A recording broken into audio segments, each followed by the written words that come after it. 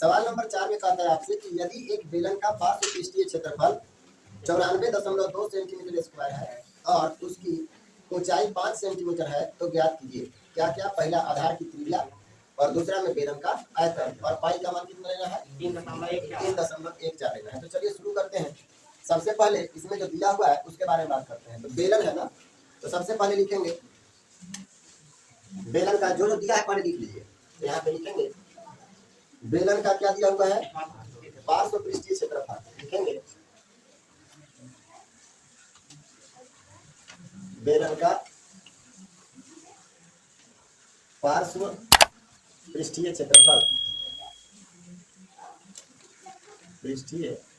क्षेत्रफल बराबर कितना दिया हुआ है? 94.2 सेंटीमीटर 94.2 सेंटीमीटर स्क्वायर। ठीक है। और क्या दिया? ऊंचाई दे दिया, लिखेंगे ऊंचाई h बराबर कितना दे दिया है? 5 सेंटीमीटर। और क्या कहा? बस इतना ही दिया हुआ है। अब हमको ज्ञात करना है। पहला नंबर जो सवाल है उसमें कहता है आधार की त्रिज्या ज्ञात करना है, जिसको हम लोग r बोल सकते हैं। ये हमको निकालना है। दूसरा सवाल क्या बोला हमसे? तो दूसरा सवाल में बोलता है बेलन का आयतन। तो लिखेंगे बेलन का आयतन। बेलन का आयतन होगा क्या? तो वही हमको निकालना है। जबकि पाई के स्थान पर क्या ले लेना है? 3.14। अब बताइएगा, थोड़ा सा ध्यान दीजिएगा। यहाँ अगर हमारे पास बेलन का पार्श्व पृष्ठीय क्षेत्रफल दिया हुआ है और ऊंचाई दिया हुआ है तो सूत्र के आधार पर हम इसका त्रिज्या भी आसानी से निकाल सकते हैं। तो वो निकालेंगे कैसे? ध्यान दीजिएगा। सबसे पहले हम लोग पहला की बात करते हैं। इसमें हम लोग बात करेंगे डायरेक्ट जो दिया हुआ है उसका लिखेंगे। चूंकि बेलन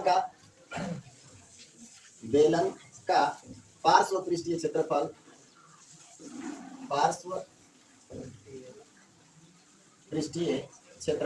बराबर दिया हुआ है 94.2 सेंटीमीटर स्क्वायर। यही था।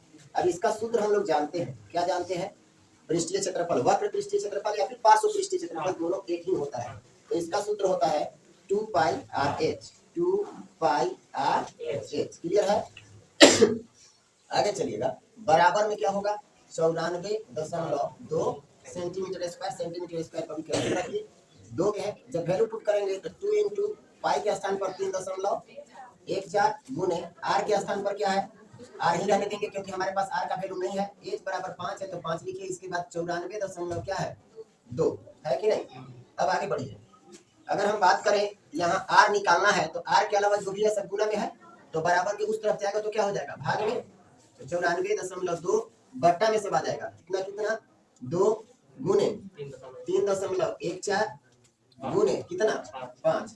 अब देखिए इससे ये कट रहा है 3 बार में। कैसे?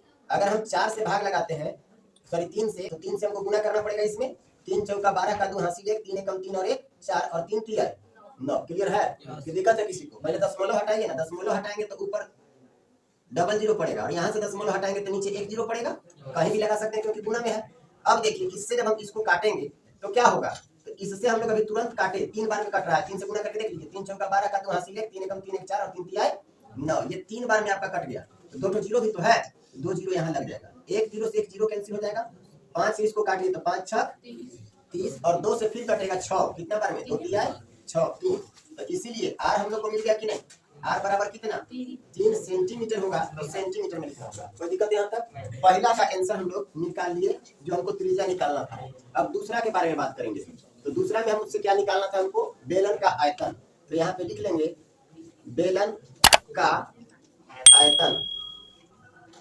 तो बेलन का आयतन बराबर होता है सूत्र में पाई आर स्क्वायर एच होता है। तो पाई का वैल्यू क्या है हमारे पास? 3.14 लेना है इंटू आर स्क्वायर। आर के स्थान पर 3 आ गया ना, तो 3 गुना 3 और एच के स्थान पर क्या था? 5। तो यहाँ पे 5 ले लीजिए। अब इसको हल कीजिए। क्या आ जाएगा? 3 5 15 और 15 3 45। तो 3.14 गुने 45 डायरेक्ट गुना कर दिया जाए एक ही लाइन में। तो 5 जाएगा 4 के पास, 5 चौका 20 का 0 हासिल कितना 2। ये 5 जाएगा 1 के पास 5 और 4 चौका 16, तो 16 और 5 21, 21 और 2 हासिल था 23 का 3 हासिल कितना 2, 5 गया 3 के पास 5 दिया 15 और 4 एकम 4, तो 15 और 4 19 और 2 हासिल था 21, 21 का 1 हासिल कितना फिर से 2, 5 का तो काम खत्म 3 के पास पहुंच गया, अब 4 जाएगा 3 के पास 4 दिया 12 और 2 हासिल था तो कितना हो जाएगा 14। कितने अंक के बाद दशमलव लगाना है 2 अंक के बाद यहाँ लगा दीजिए। सेंटीमीटर स्क्वायर में आपका आंसर, सॉरी सेंटीमीटर क्यूब में आपका आंसर आएगा क्योंकि ये आयतन है। देखिए है कि नहीं है, तो उतार दीजिए, यही आपका आंसर था।